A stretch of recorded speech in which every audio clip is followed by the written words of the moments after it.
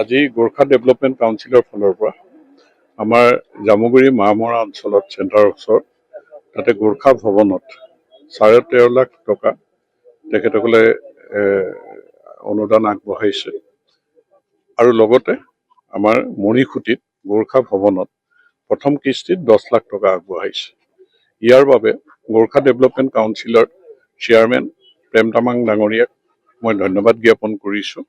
আৰু এই ক্ষেত্ৰত আমাৰ এই অঞ্চলৰ গোৰ্খা ডেভেলপমেণ্ট কাউন্সিলৰ সদস্য মতি নেৱাৰ সঞ্জীৱ তেওঁলোকেও যথেষ্টখিনি ইনিচিয়েটিভ লৈছে, তেওঁলোকলৈও ধন্যবাদ জ্ঞাপন কৰিছোঁ।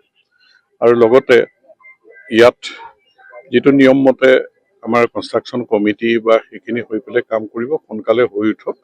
আৰু বিশেষকৈ গোৰ্খা ডেভেলপমেণ্ট কাউন্সিলে গোৰ্খা জনগোষ্ঠীৰ ল'ৰা ছোৱালী স্কিল ডেভেলপমেণ্টৰ কাৰণে কিছু পদক্ষেপ লৈছে আদৰণীয়। আৰু কম্পিটিটিভ এক্সামিনেশ্যনৰ কাৰণেও তেওঁলোকে প্ৰিপেৰেশ্যনৰ কাৰণে তেনেকৈও পদক্ষেপ গ্ৰহণ কৰিছে। আৰু বিশেষকৈ আমাৰ ল'ৰা ছোৱালীক তেওঁলোকে কৰ্মসংস্থাপন দিয়াৰ ক্ষেত্ৰত যিখিনি এটা পৰিকল্পনা লৈ আগবাঢ়িছে, মই তেওঁলোকক ধন্যবাদ জ্ঞাপন কৰিছোঁ। আৰু এই অঞ্চলত ইয়াৰ ডেভেলপমেণ্ট কাউন্সিলৰ চেয়াৰমেন প্ৰেম তামাং আমাৰ জোঁৱাই এই অঞ্চলৰ তেওঁ বিশেষ দৃষ্টি দি ইয়াত যিখিনি আঁচনি গ্ৰহণ কৰিছে, আমাৰ মানুহৰ তেওঁৰ প্ৰতি কৃতজ্ঞতা থাকিব আছে। আৰু মই শুভেচ্ছা জনাইছোঁ যে তেওঁলোকে আৰু কাম কৰি যাওক, গোৰ্খা জনগোষ্ঠীক আগুৱাই লৈ এইখন অসমৰ সকলো জাতি জনগোষ্ঠীক সমানে আগবঢ়াৰ এটা পৰিৱেশ গঢ় লৈ উঠক। গোৰ্খা জনগোষ্ঠীৰ উন্নয়নৰ কাৰণে ডেভেলপমেণ্ট কাউন্সিলৰ জৰিয়তে যি ফাণ্ড 25 কোটিকৈ পাবলৈ এওঁলোকে সক্ষম হৈছে, ইয়াৰ বাবে মই অসমৰ মাননীয় মুখ্যমন্ত্ৰী ডক্টৰ হিমন্ত বিশ্ব শৰ্মা ডাঙৰীয়াক ধন্যবাদ জ্ঞাপন কৰিছোঁ।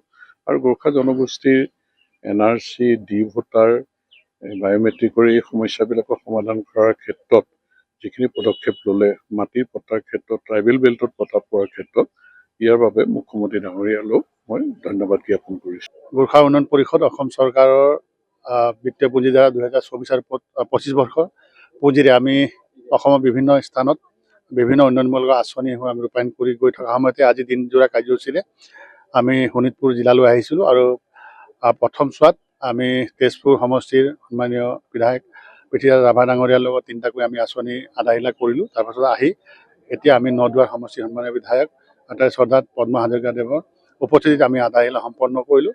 ৰাইজে বিচৰা ধৰণে বিভিন্ন সময়ছোৱাত গোৰ্খা ডেভেলপমেণ্ট কাউন্সিল বিভিন্ন উন্নয়নমূলক আঁচনিবোৰ আমি সমগ্ৰ অসমৰ বিভিন্ন জিলাতে আমি ৰূপায়ণ কৰি গৈ আছোঁ। আৰু প্ৰতি বছৰে আমি নদুৱাৰ সমষ্টিৰ বিভিন্ন গোৰ্খা অধিকৃত অঞ্চলবোৰৰ ৰাইজে বিচৰা ধৰণে আমি বিভিন্ন উন্নয়নমূলক কাৰ্যসূচী আমি ৰূপায়ণ কৰি গৈ আছোঁ। তাৰে সমান্তৰালভাৱে আজি 2টাকৈ ডাঙৰীয়া বুলি ক'ব লাগিব আঁচনি ক্ষেত্ৰত আমি এটা জামুগুৰি আৰু এটা আমি মৰিখুটিত আমি সম্পন্ন কৰিছোঁ। আৰু বিশেষকৈ অসমৰ মাননীয় মুখ্যমন্ত্ৰী ডাঙৰীয়াৰ সম্পূৰ্ণ আশীৰ্বাদত গোৰ্খা ডেভেলপমেণ্ট কাউন্সিলে আজি ৰাইজৰ মাজত সোমাই কাম কৰাৰ যোনটো সুবিধা পাইছে, তাৰ কাৰণে অসমৰ মাননীয় মুখ্যমন্ত্ৰী